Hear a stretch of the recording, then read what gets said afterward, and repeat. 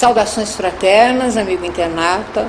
Hoje estamos prosseguindo o mesmo tema do último vídeo, que é falar sobre Jesus o Cristo. E hoje a nossa abordagem vai ter um caminho um pouco diferente. Nós vamos ficar tanto na história, como que ele nasceu, onde ele viveu. Hoje a gente vai falar mais sobre a missão. Mas para não perder a nossa tradição, eu vou fazer as apresentações. À minha esquerda está o Eric Blickstaff, o Miguel Gonzalez, o grande Elvio Passarelli e eu, Iramar Rodrigues. E eu quero já iniciar a nossa conversa lendo um trecho de carta revelação do professor Henrique José de Souza, fundador da Sociedade Brasileira de Eubiose, escrita no dia 14 de abril de 1952, que diz o seguinte: quando tive a ocasião de dizer na minha obra a grande tragédia no longo ritmo do breviário cristão, cuja maior desarmonia foi a de levarem ao martírio da cruz um homem que se propunha a estabelecer na terra o império do saber, da justiça e da paz. Não precisa possuir inteligência bastante acurada para, ao compreender que apenas o espírito religioso que a Igreja até hoje procura imprimir à sua missão foi a causa de semelhante desvario por parte das autoridades civis e religiosas.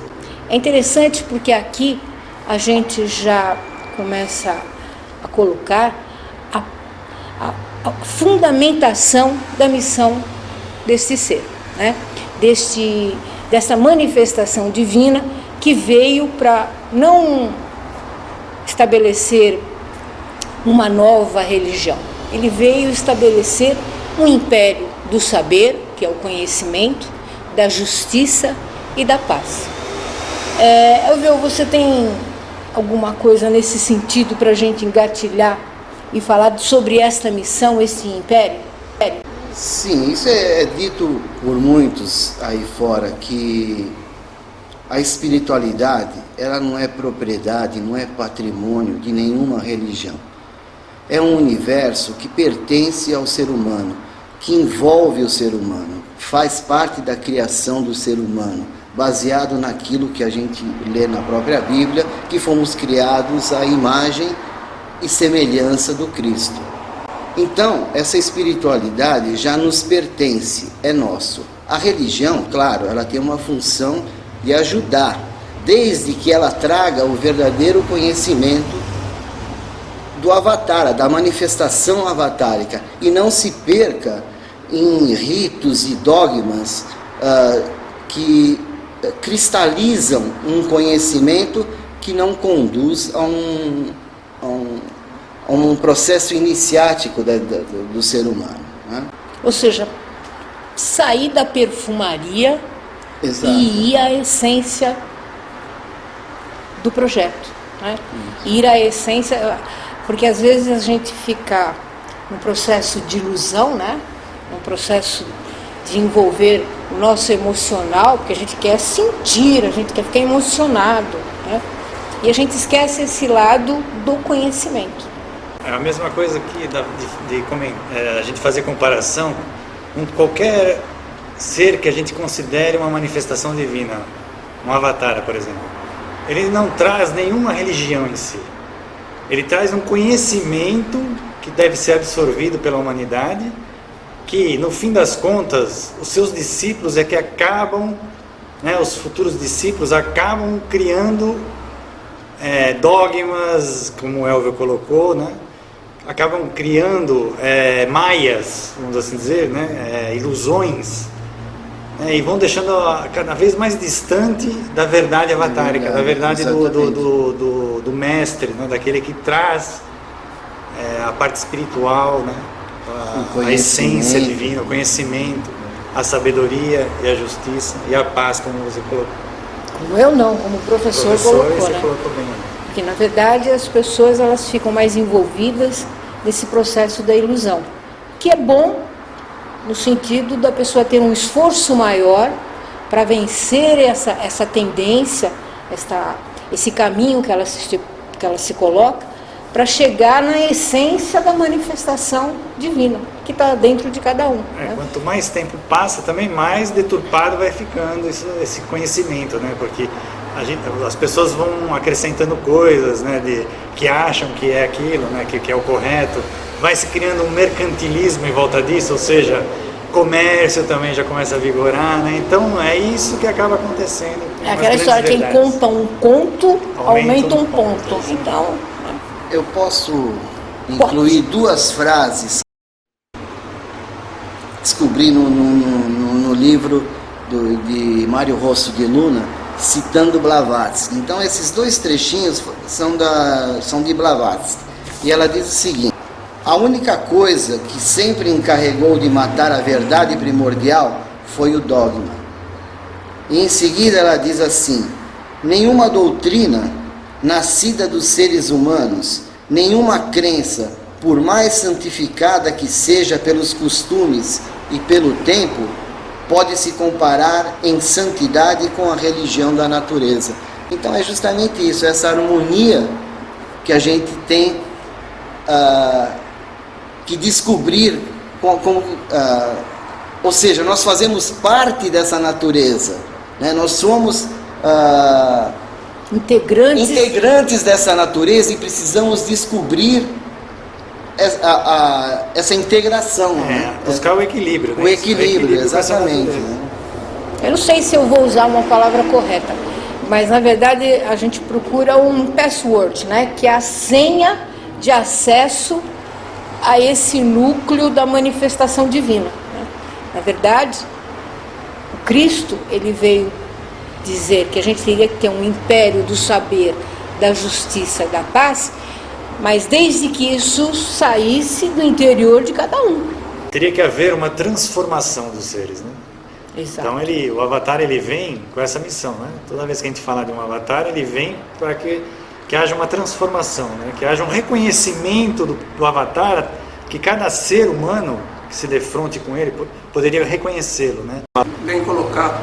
Só gostaria de lembrar que todo esse processo avatárico, ele teve uma origem numa chamada queda dessa ligação.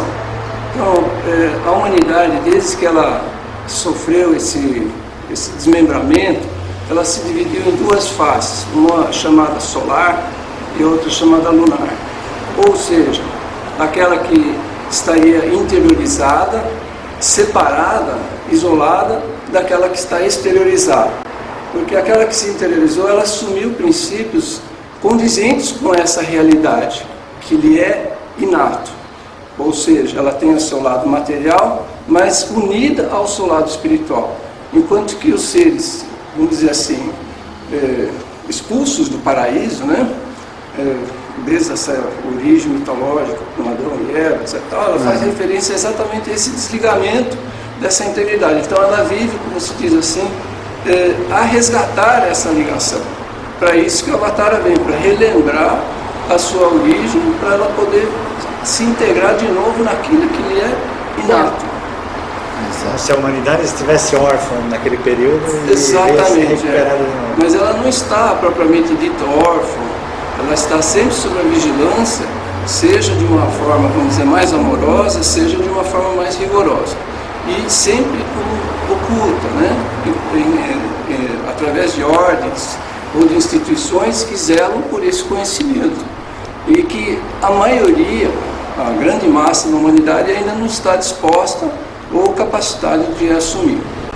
Mas ela não está disposta ou capacitada a assumir, por quê? Porque ela é uma humanidade preguiçosa? Não, porque ela possui o livre-arbítrio de poder vivenciar determinados estágios mais primitivos do ser humano ou querer fazer desabrochar um potencial que lhe pertence de uma realização mais no futuro. Então, ela tem que ter esse esforço, essa força de vontade própria, de querer transformar a sua natureza inferior numa natureza superior. Aquele velho adágio, né? Homens, bestas ou deuses. Né? Bem colocado, bem lembrado. Por isso que as pessoas se atrelam aos dogmas. Porque o dogma, ele dá uma área de conforto e segurança para a pessoa que não quer fazer essa transformação. Então o dogma, ela vai sempre se apegar a um conceito e eu não vou modificar o meu jeito de ser, porque tem esse conceito, tem esta definição, já tem uma que é o definição dogma. própria. Né? Então ele não dá abertura, né? É aquilo e acabou. Acabou. E o dogma, na verdade, ele é o veículo, como se fosse uma prisão da abertura de consciência das pessoas. Porque aí eu fico sempre presa àquela definição e eu não tenho a necessidade de ficar buscando outra possibilidade. Sendo que o próprio Cristo tantas vezes dizia, né? Procureis a verdade, né? Bateis na porta e ela vos abrirá. Então tem que ter a procura, né? O ser humano precisa de encontrar esse seu eu interno, né? Esse seu Deus interno. E vocês acham que essa missão que o Cristo, o Joshua Ben Pandira, deixou de implantar o império do saber, da justiça e da paz, isso com o desaparecimento físico dele na face da terra, como é que isso se desdobrou? Né? Essa é a grande pergunta, porque o Cristo não desapareceu, né? A gente sabe que houve um fracasso na missão dele. Primeiro a gente então teria que lembrar da sinarquia universal que era... Você não quer explicar o que é sinarquia? Sinarquia universal é uma forma de governar, né? Onde é o oposto da anarquia. Tudo que é anárquico é contrário à lei. A sinarquia é a favor da lei, né? Acho que a gente precisa pensar o seguinte: um regime, ele parte de uma, vamos dizer assim, de uma direção que vem de dentro para fora. Então, naturalmente, não sou eu que estou, vamos dizer assim, mandando. É a coisa em si que está agindo através da pessoa. Então, quando você fala alguma verdade, não é você quem está falando a verdade, é a verdade que fala através de você. Então, a ordem, o comando, vamos dizer assim, a origem do impulso, ela vem de dentro ou da razão de ser, e não pela conveniência ou pela imposição de quem está fora. Então seria também algo como assim, o homem teria que ter um estado de consciência aprimorado, é isso? Exatamente. Ele vai servir de veículo de uma coisa maior que ele. Ele veicularia uma... Como se poderia colocar em prática um por todos e todos por um? Sim. Que é o governo compartilhado. Cada um sabe o que deve ser feito. Não precisa vir alguém, um representante eleito, dizer que a gente tem que fazer aquela tarefa. Como vem de dentro para fora essa verdade, eu sei o que eu tenho que realizar. Então eu vou e realizo a minha parte. Você vai e realiza a sua parte. No final da semana, do mês, seja lá o que for, aquela tarefa foi compartilhada por todos e todos realizaram esta verdade de forma externa. Mas isso não significa que não tenha uma liderança, né? Isso não significa que haja uma liderança. Porque a liderança, justamente, o Império Sinárquico é vamos assim dizer, é como se fosse um reflexo do governo oculto. Não é e isso? o Cristo seria essa liderança. Teria que ter uma liderança, um rei, um sacerdote, segundo a ordem de Melquisedeque, é aquilo que a gente já comentou no vídeo anterior. Então, tem uma liderança. Por que a manifestação divina sempre vem para a face da terra e as pessoas se voltam para essa manifestação e tentam aprender o processo como ele deve ser feito? Acho que a gente precisa ver duas coisas, dois aspectos precisam ser olhados para responder essa pergunta. Uma é a falta. Então, quando você tem uma fraqueza, uma insegurança, ou falta de alguma qualidade, e você reconhece que o outro tem essa qualidade, você procura usar ele como parâmetro, como referência, para você alcançar essa qualificação, ou essa virtude, e principalmente quando é uma coisa de ordem mais transcendental, né? Mas aí exige-se uma certa, vamos dizer assim, humildade, né? E ao mesmo tempo uma possibilidade de reconhecimento para se olhar como referência para algo maior. Mas existe também a submissão. Existe também a idolatria, a necessidade de procurar uma referência, até mesmo muitas vezes falsa, fora de si, porque não tem ainda a condição, a qualidade de poder reconhecer esses valores em si próprio. Então a gente tem que ver esses dois tipos de necessidade de liderança, um por fraqueza e outro por submissão. Então o Cristo, ele pode ser visto pela humanidade de duas formas.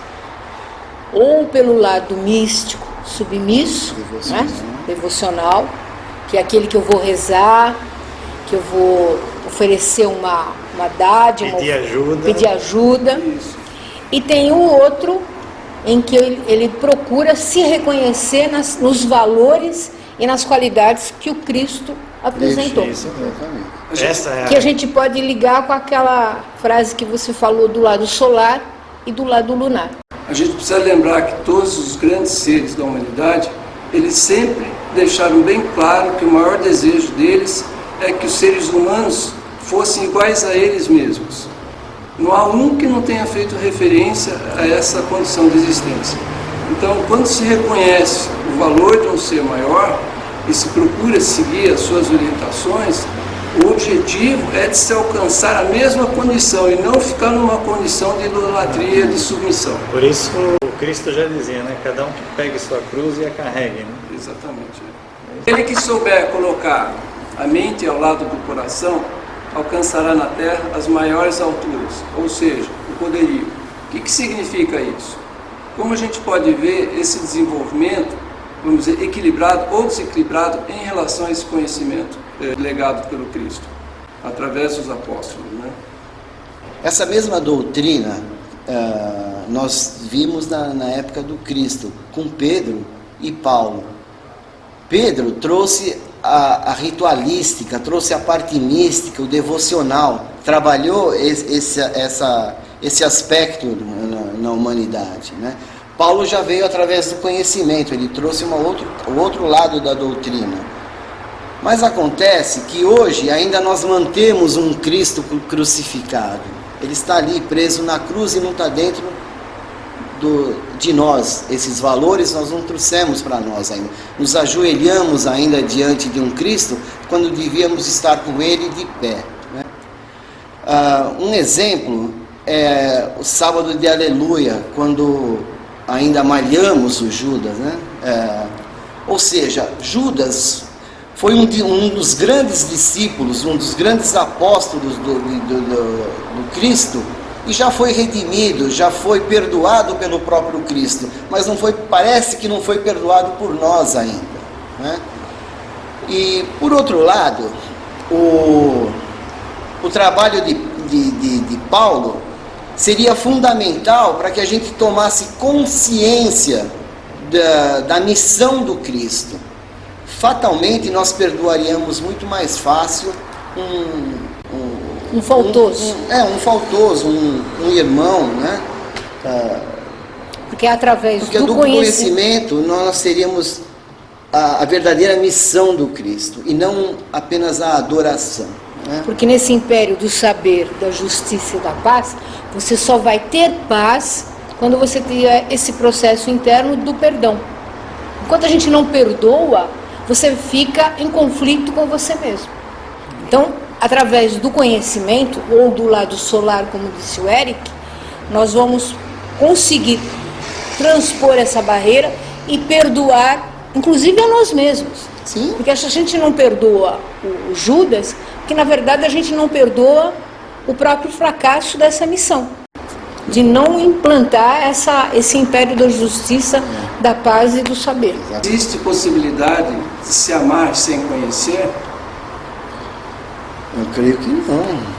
Não, uma pessoa qualquer que seja, você já sai amando, ou você vai, conforme você vai conhecendo ela, ela vai despertando um amor mais e mais profundo. Exatamente. Mais profundo, gente. Ótimo exemplo. Isso vale também para o conhecimento. Exatamente. O conhecimento da divindade, ela tem que ser alcançada. E conforme se vai se conhecendo a natureza divina, naturalmente o amor divino correspondente também vai se desabrochando. A paixão de porque Cristo. ele é consequente. Exato, a paixão de Cristo se torna um amor pelo Cristo, né? Eu creio E que não fica essa dor. E ele não teria necessidade de ter sido crucificado e hoje lembrado como um mártir, né? E hoje ele seria lembrado como um ser justo. Na verdade, a gente tem essa lembrança. Por que ele foi crucificado? Para que ficasse na memória, através dos milênios, a sua palavra, a sua missão. Essa missão, hoje, nos dias de hoje, por exemplo, o Cristo, ele está vivo na humanidade. A gente tem que lembrar que no aspecto da missão desse ser, nós vamos ter o poder temporal e o poder espiritual, não é isso? O poder temporal estava ligado justamente à implantação da sinarquia. O poder espiritual trazia os valores astrológicos de peixes, ou seja, ele era o avatar de peixes, não é isso? Por isso tem um episódio da adúltera, não é isso? Que os fariseus foram instigar o povo, né, a apedrejar uma adúltera, não é isso? E aí ele diz assim, aquele que não tiver, foram perguntar para ele, né, para o Cristo, aí, mestre, o que a gente faz com ela? A lei manda que se apedreje. Aí ele falou, quem não tiver nenhum pecado, quem não tiver deste pecado, que atire a primeira pedra. Né? Ou seja, ele estava se relacionando ao fator sexual. E é isso que até hoje ainda a humanidade tropeça, né? Tem dificuldade ainda, né, de transpor, sublimar esse ato. Né? É aquela mestre do professor Henrique, né? A humanidade fez do trabalho um sacrifício e do sexo um pecado, né?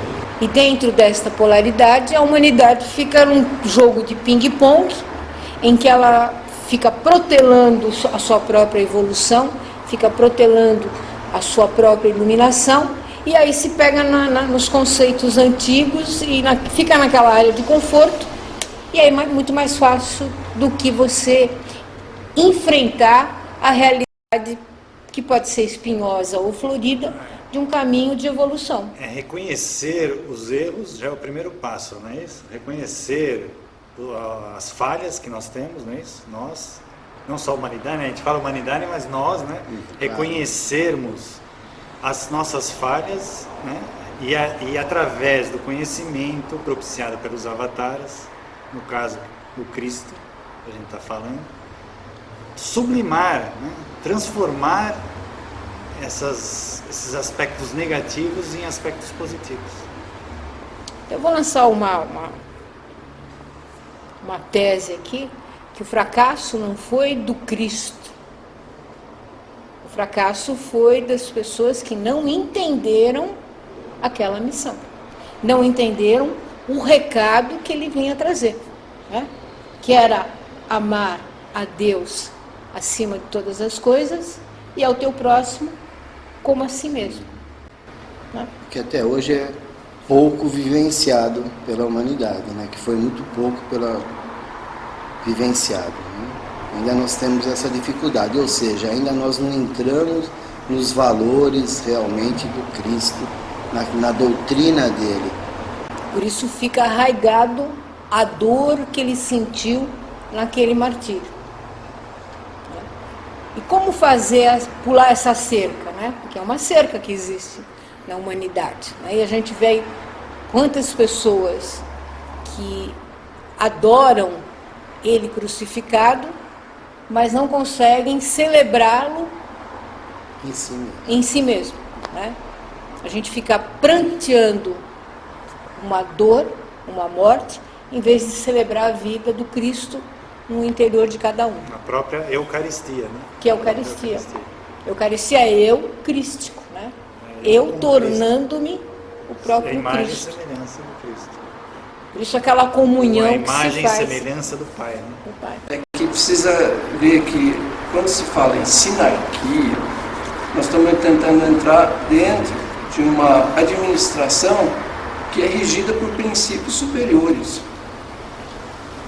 Então já existe um estado de consciência naqueles que vão ser dirigidos pelos seus dirigentes. Então existe uma integridade, vamos dizer assim, uma relação de reconhecimento entre os dirigentes e os dirigidos. que requer esse estado de consciência. Então aí entra o conhecimento, entra no lado do Pedro novamente, porque você tem que ter um conhecimento da revelação, não é isso? Do ciclo, você tem que entrar naquilo que o Avatara trouxe, a revelação para o ciclo. Isso, ele é o revelador. Nós temos que ter acesso a isso, para poder cumprir as determinações dele da forma mais fiel possível, não é isso? Então, mas... Aí eu passo a ser um veículo dessa missão. Dessa missão. Porque se o líder desaparece, a missão morre? Não. Por exemplo, no caso do Cristo, ele foi crucificado, sepultado, Paulo, né? Pedro e Paulo, né? Mas a missão, ela então, continua. De certa maneira, ela foi resgatada, né?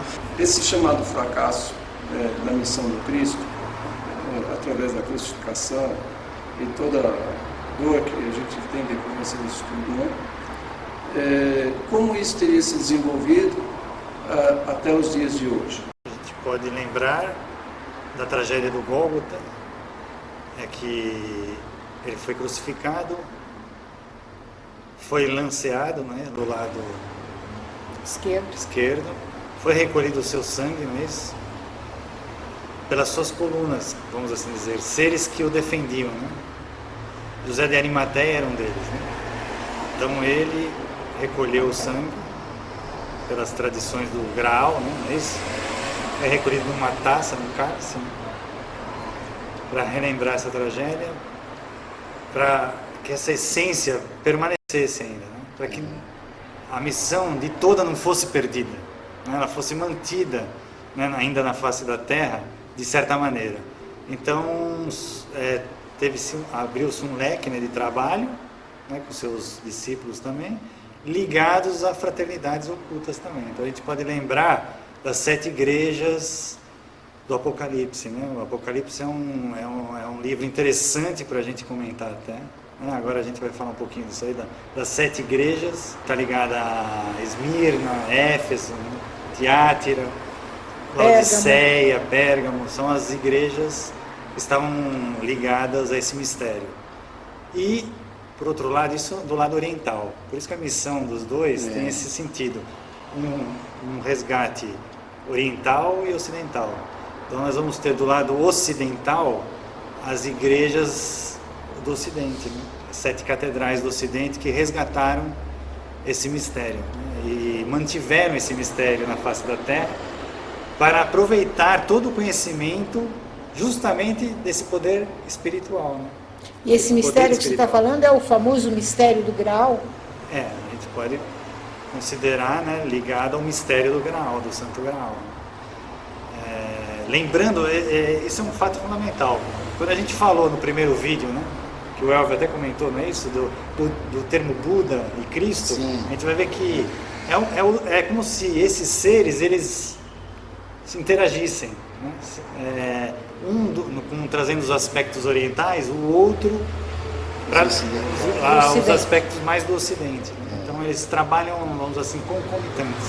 Foi o trabalho que o professor depois veio resgatar, que a gente depois pode dar continuidade aqui.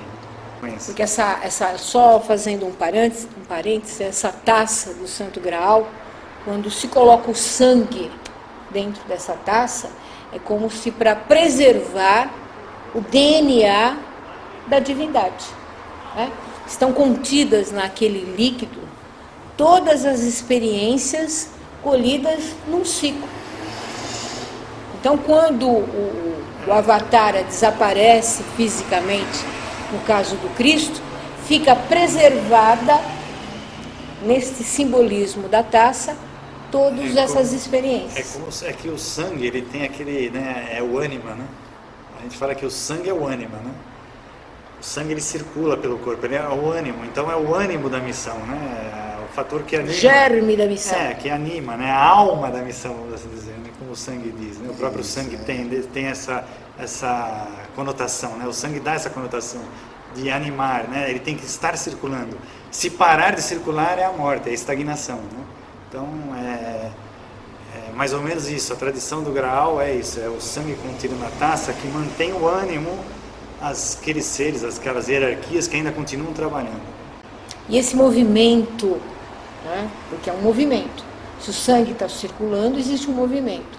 Então, esses movimentos parados, eles apodrecem, eles perdem, se estagnar, perdem contato com os valores crísticos. Né?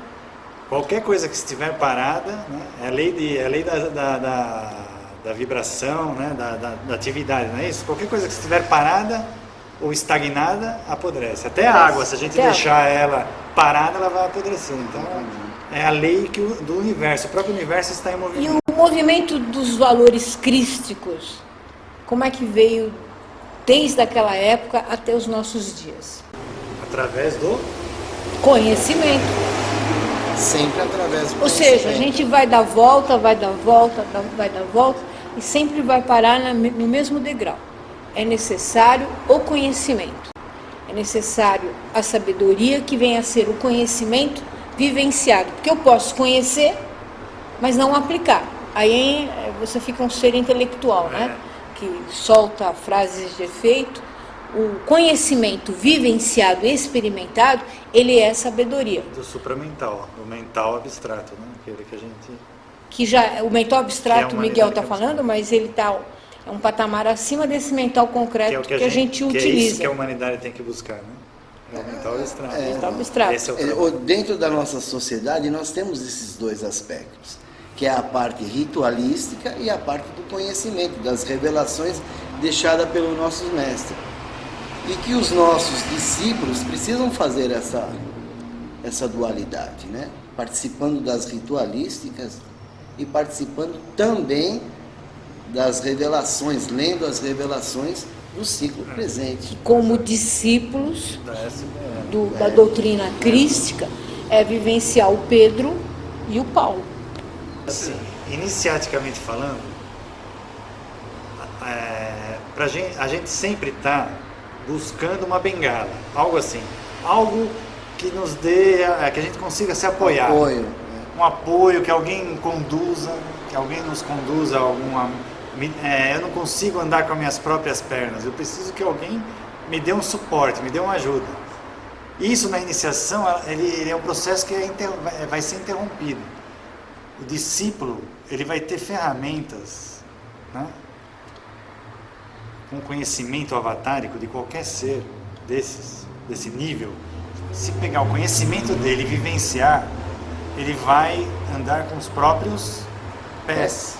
Então, ele não vai necessitar de mais bengala. Por quê? Porque o mestre se fez dentro dele. Ele se torna igual ao mestre, ou semelhante ao mestre. Então, ele pode ser também um gerador de conhecimento, né? Um iniciador de outros seres. E assim sucessivamente. Assim funciona as linhas do Pramana. É o que nós chamamos aqui dentro de tucuísmo, não é? Que é a continuidade de conhecimento. E a continuidade de consciência. De consciência. Né? Você dá continuidade, você não interrompe aquele... Só fazendo um parêntese para o amigo internauta não ficar achando que a gente é muito louco, tucuísmo significa desdobramento de consciência, né?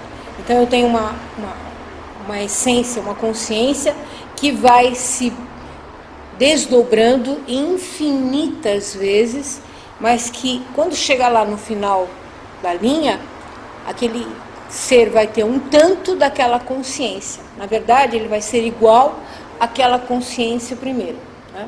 Tucuísmo é uma palavra que vem do sânscrito, que tem esta definição em relação ao que ele falou.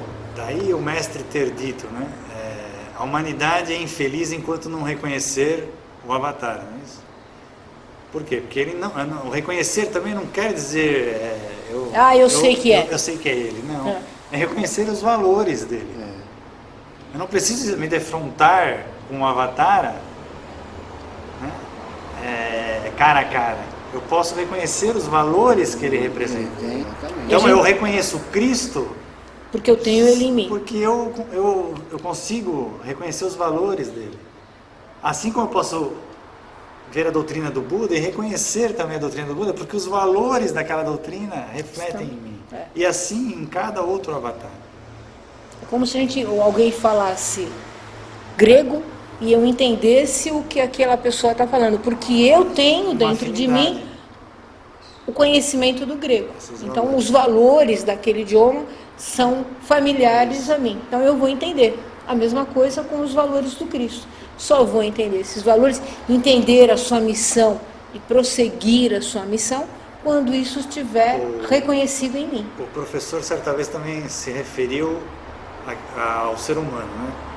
Todo ser humano possuidor de uma mente, né? De uma mente concreta, ele tem possibilidades, né?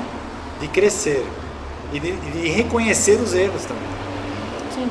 Ele tem essa possibilidade de reconhecer os erros e crescer através do reconhecimento desses erros. Então, é possível a qualquer um atingir essa meta, né? Não é só para sacerdotes, né? Não é só para... Claro. Todo ser humano pode atingir essa meta porque tem o potencial ou tem o Cristo. Ou todos nós podemos ter essa função sacerdotal, né? De poder fazer os verdadeiros pontífices, aqueles que fazem a ponte entre o divino e o terreno.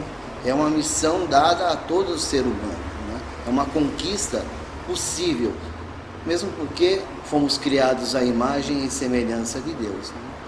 E essa bandeira do Cristo, como é que ela está hoje?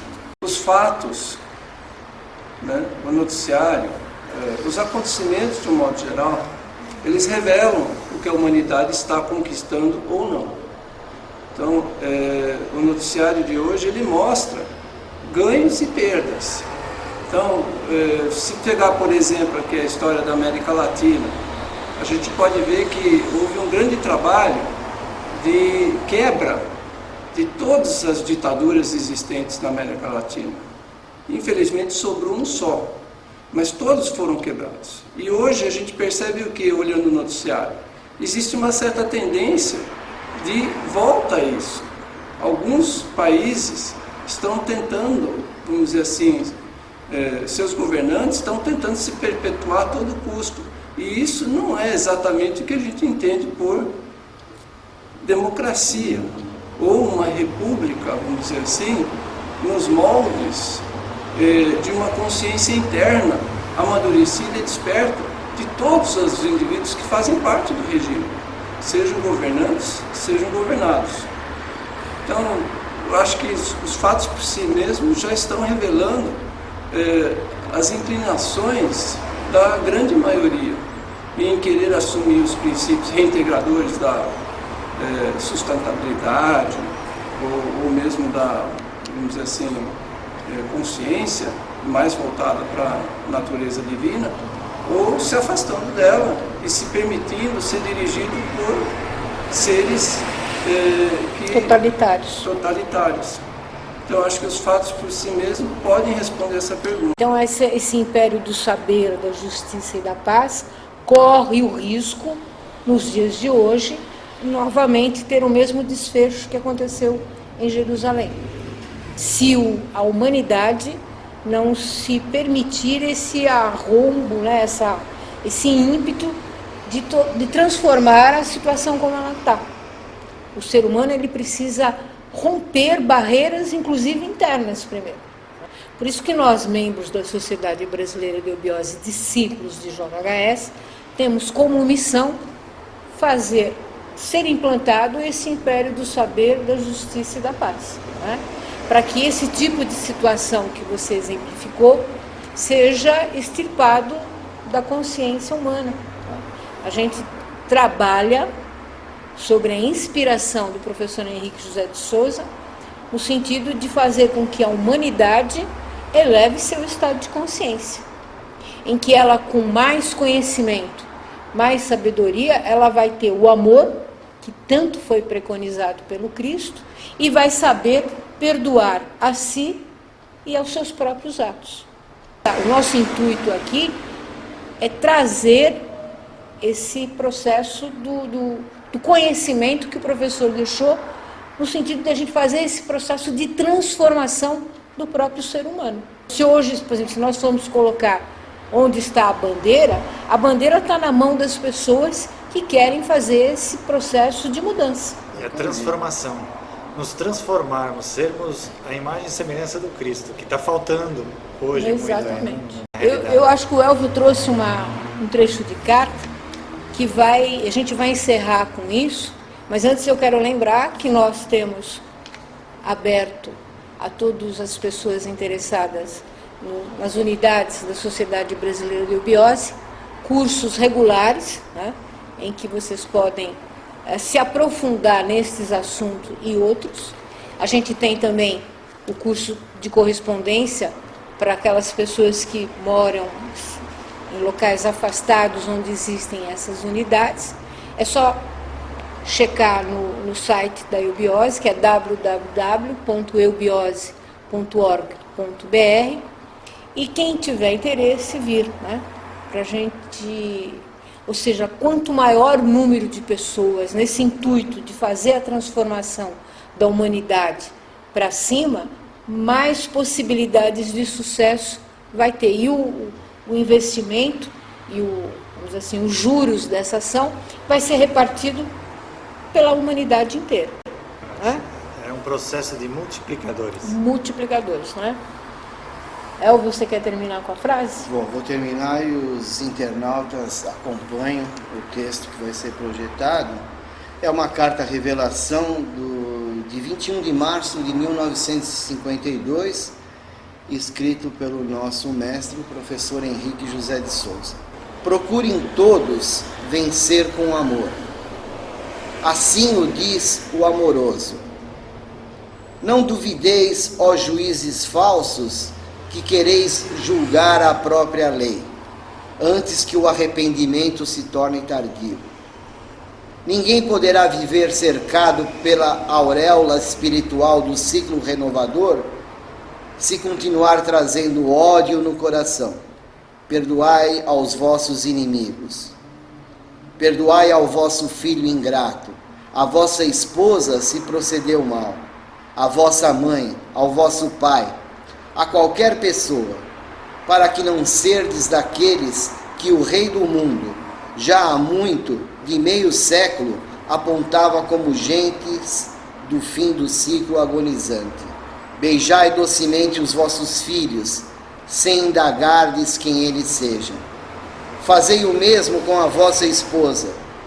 Se quiserdes ser um filho da lei, um filho de Deus, perdoa, medita e aprende, sob pena do teu ódio, ser o teu próprio assassino, consumindo o teu coração, enferrujando o teu fígado e destruindo a tua circulação. Medita, sofre, mas ressuscita bem outro, iluminado pela luz do amor, que é a do saber amar e perdoar os teus próprios inimigos. Desfaz o que fizestes contra ti mesmo, revelando o que julgas como infâmia, perversidade, transformando-os em paz e felicidade. Busca o teu pretenso inimigo, aperta-lhe a mão, beija-o na face e perdoa. Ele te amará muito mais, embora que maiores se tornem os teus sofrimentos. E o clarão da tua bondade será o teu próprio guia terreno, encaminhando-te ao céu, quem sabe. A própria hierarquia a que pertenceis. Medita assim e vê se compreendes. To be or not to be. Ser ou não ser, na hora da metástase avatárica.